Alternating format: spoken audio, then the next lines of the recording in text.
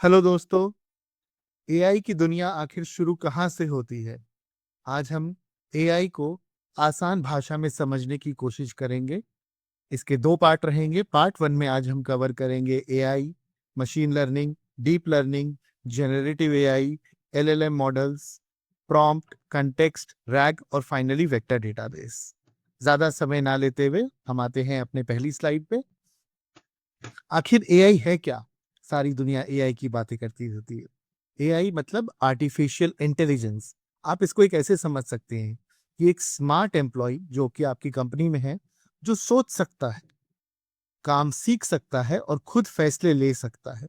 तो जिसके पास एक लर्निंग एबिलिटी हो, थिंकिंग एबिलिटी हो और फाइनली जो डिसाइड कर सके, वो है एक एआई। तो एआई का मतलब कंप्यूटर की दुनिया में आप ऐसे कह सकते हैं कि जो कंप्यूटर को इंसानों जैसी बुद्धिमानता दे या बुद्धिमानी दे, उसको बोलेंगे आप एआई। जिसके कुछ एग्जांपल्स हैं। आप चेस गेम खेलते हैं कंप्यूटर में, तो एआई, आर्टिफिशियल इंटेलिजेंस, खुद से बुद्धि लगाकर एक सेकंड प्लेयर की तरह आपके साथ खेलता है चेस। फेस अनलॉक करते हैं आप अपने मोबाइल को, तो आपका मोबाइल एक ऐप के थ्रू, एआई के थ्रू आपके फेस को डिटेक्ट करता है और एक अनलॉक करता है, जो कि आप एक मैनुअली प्रोसेस से हट सकते हो। स्पैम फिल्टर्स, नेटफ्लिक्स रिकमेंडेशन, ये सब एक एआई के छोटे छोटे उदाहरण हैं। एआई का काम है डेटा को समझना, पैटर्न पहचानना और सही डिसीजन लेना। फाइनली आप ध्यान रखिए, एआई मतलब learning ability, thinking ability and finally to decide anything. अब हम आते हैं नेक्स्ट पे, मशीन लर्निंग। अब आप समझिए, उसी कंपनी में एक नया एम्प्लॉय आया। तो एक नया एम्प्लॉय जो एक्सपीरियंस से धीरे धीरे वक्त के साथ सीखता है। और उसके सीखने के तरीके क्या क्या होते हैं? डेटा, अनुभव, एक्सपीरियंस। तो सबसे पहले उसको डेटा चाहिए, फिर वो सीखता है, लर्न करता है और फाइनली एक सर्टेन टाइम के बाद वो प्रिडिक्ट करने लगता है या काम करने लगता है। इस पूरे प्रोसेस को बोलेंगे हम मशीन लर्निंग। जो जितना ज्यादा डेटा मिलेगा, उतनी ज्यादा स्मार्टनेस आएगी उस एम्प्लॉय में।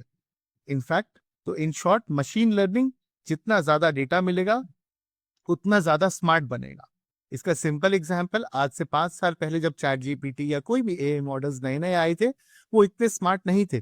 बट धीरे धीरे आप ही लोगों ने उनको डेटा दे देकर photos, images, videos, audios, context data, सब रिटर्न डेटा, मैनुअल डेटा, सब दे देकर आपने उनको इतना स्मार्ट बना दिया कि आज वो बहुत अच्छे मैच्योर फेस में है।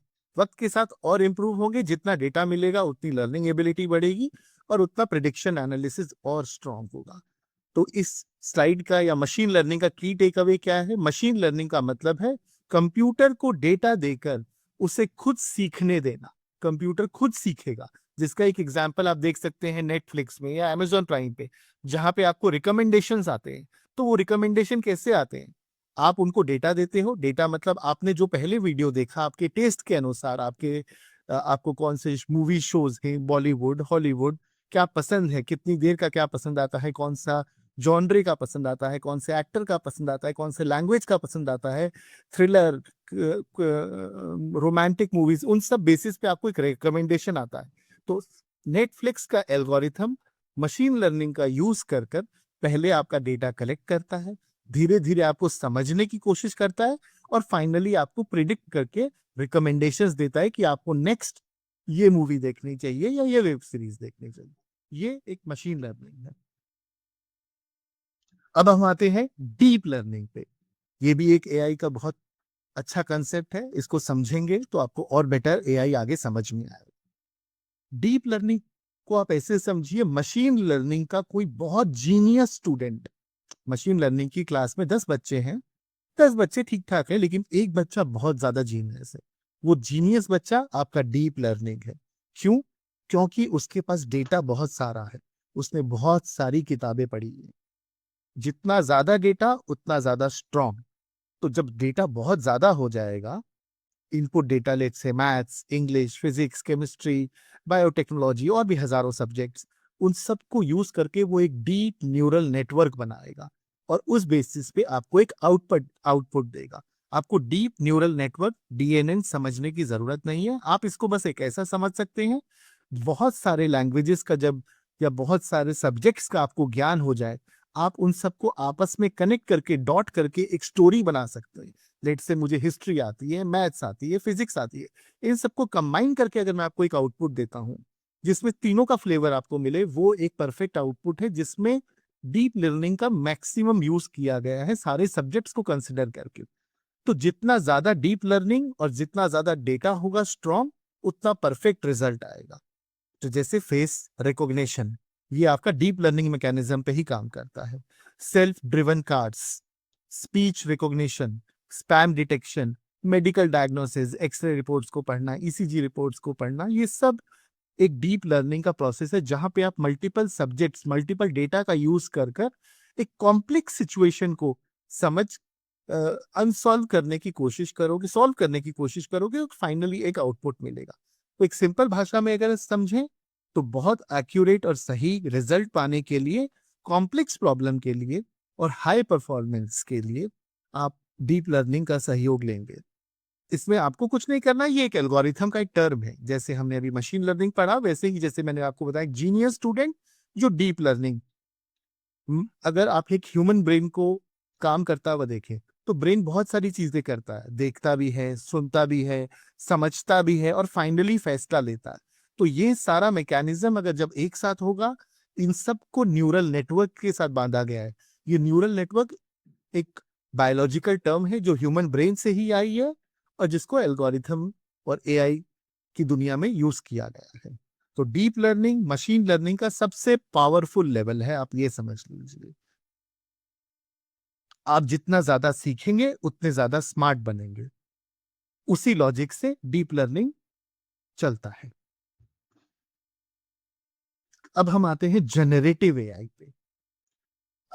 अब आप सोचिए, एआई या फिर आपकी कंपनी का एक ऐसा एम्प्लॉय जो कि बहुत क्रिएटिव है, जो नई नई चीजें आए दिन बनाता रहता है, चाहे वो पेंटिंग हो, चाहे वो कोई पैराग्राफ राइटिंग हो, चाहे वो कोई ड्राइंग हो, चाहे वो कोई म्यूजिक हो।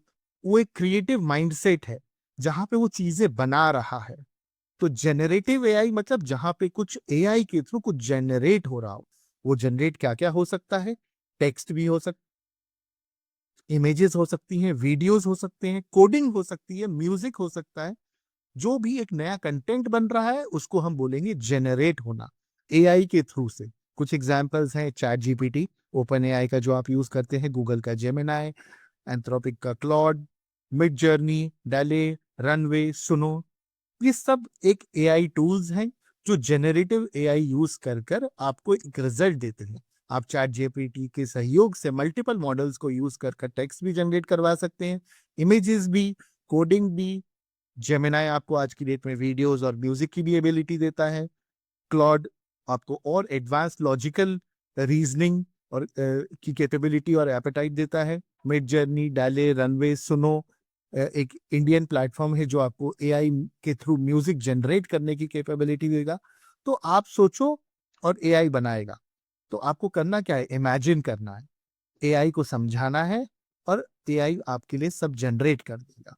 तो सिंपल डेफिनेशन अगर आप समझना चाहें तो जनरेटिव एआई वह एआई है जो मौजूदा डेटा, आपके करंट डेटा को समझकर बिल्कुल नया, टोटली न्यू ओरिजिनल कंटेंट बनाता है, वो है जनरेटिव एआई।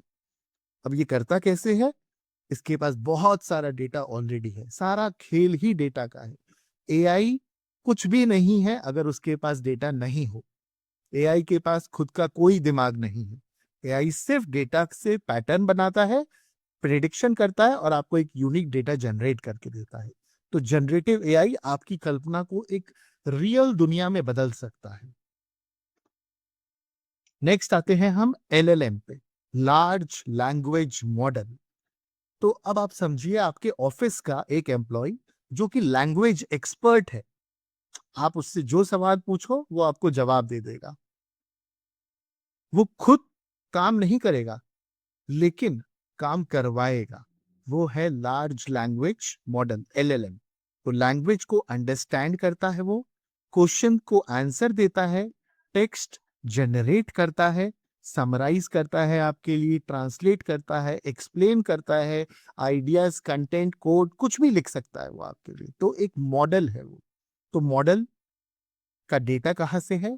एक इवैल्यूएशन हमने इसका over the period of time कैसे किया? लार्ज लैंग्वेज मॉडल पहले उसको डेटा दिया, history, science, technology, business, research, articles, books, documents, blogs, सब डेटा दिया।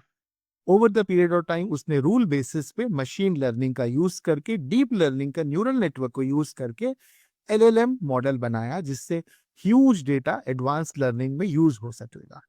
तो एक एलएलएम एक बहुत बड़ा एआई मॉडल है, आप उसको ऐसे समझ सकते हैं, जिसे लाखों करोड़ों टेक्स्ट डेटा ट्रेन किया जाता है।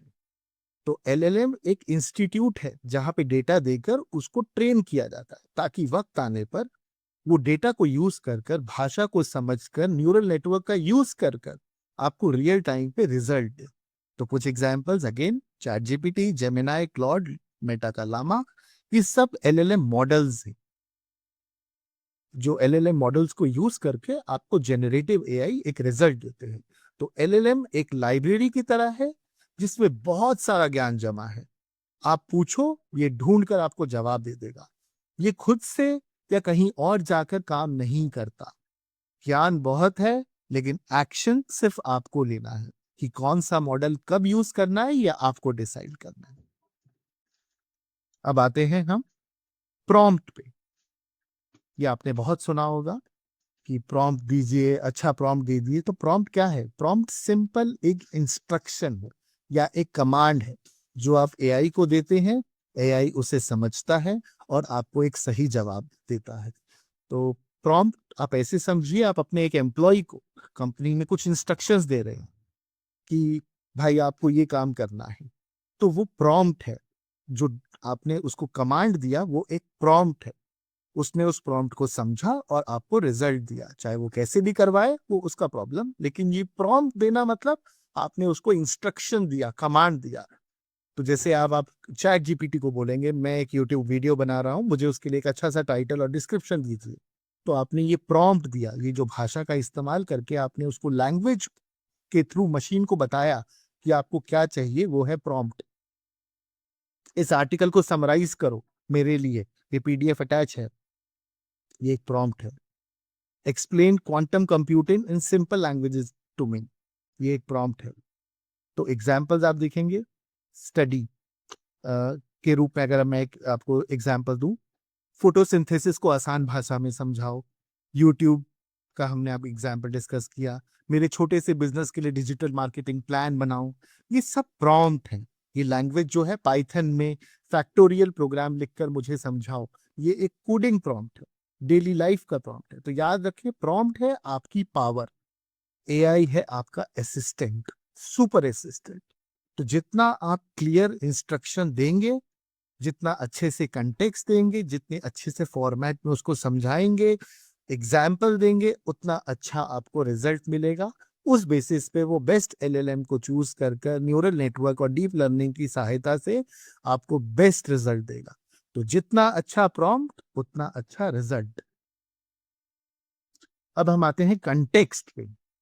कंटेक्स्ट का मतलब है एआई को बैकग्राउंड इंफॉर्मेशन देना, ताकि वो सही और रेलेवेंट जवाब दे सके आपको। Accurate and relevant answer is the reason behind the right context।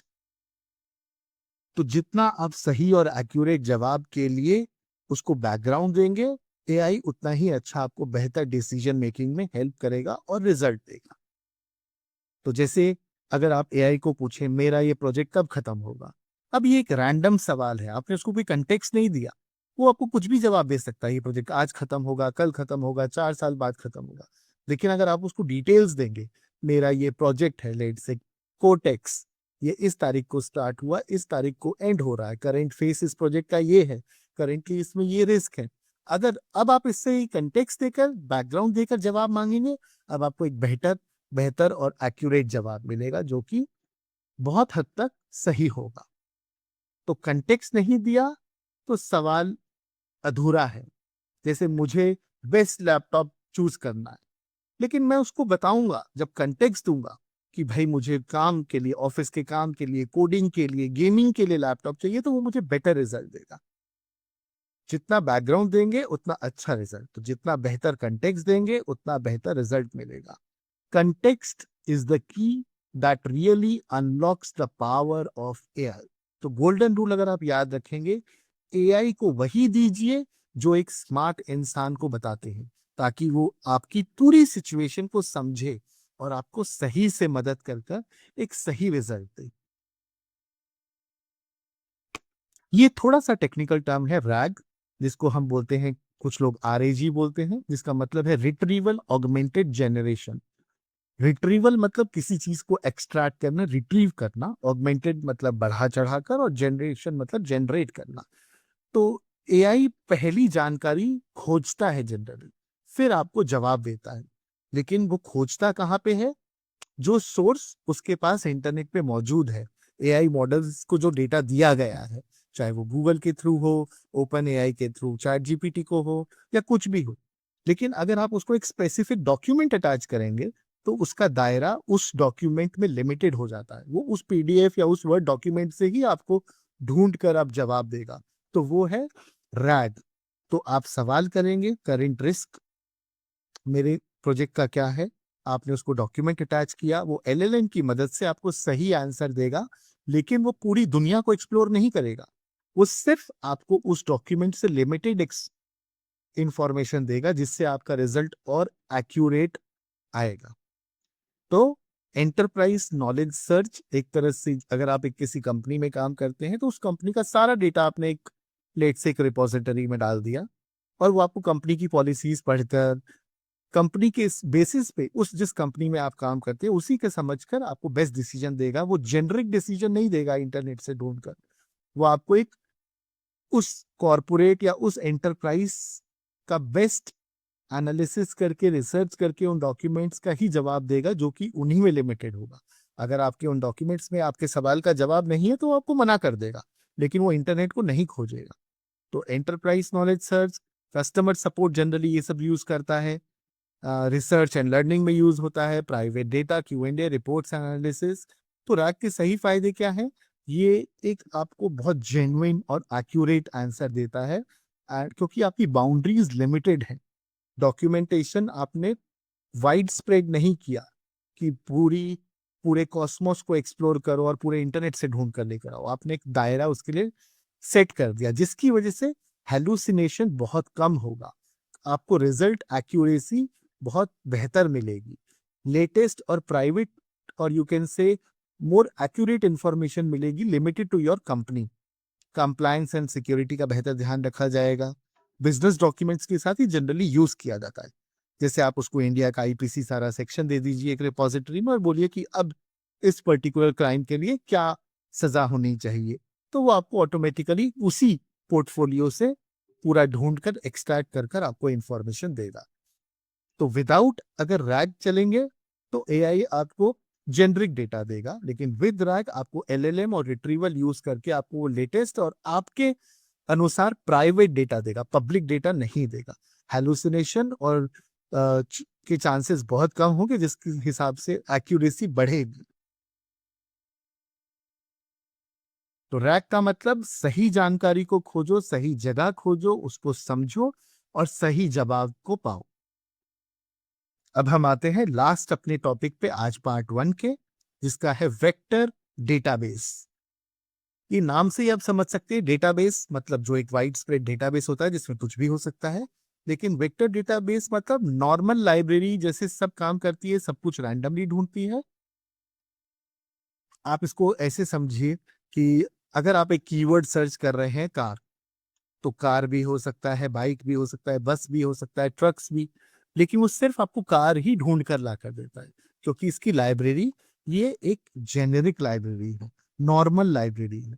लेकिन अगर आप वेक्टर डेटाबेस, जो कि एक सिमेंटिक सर्च, वो मतलब को समझेगा, वो वर्ड, अगर आप एक नॉर्मल सर्च करते हैं वो वर्ड एग्जैक्ट वर्ड को मैच करता है, लेकिन वेक्टर डेटाबेस क्या करता है, वो मतलब को समझता है। कार मतलब गाड़ी, ये व्हीकल भी हो सकता है, ट्रांसपोर्ट कुछ भी हो सकता है, गाड़ी, होंडा, बीएमडब्ल्यू, कुछ भी, मारुति, कुछ भी हो सकती है। तो वो चीजों को समझेगा, उसका सिमेंटिक मतलब समझेगा, और फिर आपको जानकारी देगा, जिससे जानकारी बहुत बेटर आने के आपके चांसेस बढ़ेंगे। तो ये एक एआई टर्म है वेक्टर डेटाबेस। तो आप एकदम सिंपल एग्जांपल अगर आप रियल लाइफ में लेंगे, अगर आप सोच रहे हैं कार, तो एक कार कुछ भी हो सकती है, vehicle, auto, transport, engine, BMW, Honda. AI दिमाग इन सब को आपस में कनेक्ट करके वेक्टर डेटाबेस के थ्रू आपको बेस्ट आंसर देगा। तो नॉर्मल डेटाबेस एग्जैक्ट मैच करता है नाम से, जैसे पहले के जमाने में गूगल काम किया करता था, लेकिन आज की डेट में वो वेक्टर डेटाबेस को यूज कर मतलब समझेगा कि आप एक्चुअली पूछना क्या चाह रहे हैं। वो मतलब को समझेगा, फिर आपको जानकारी देगा। तो एआई की समझ को बनाता है और भी स्मार्ट वेक्टर डेटाबेस।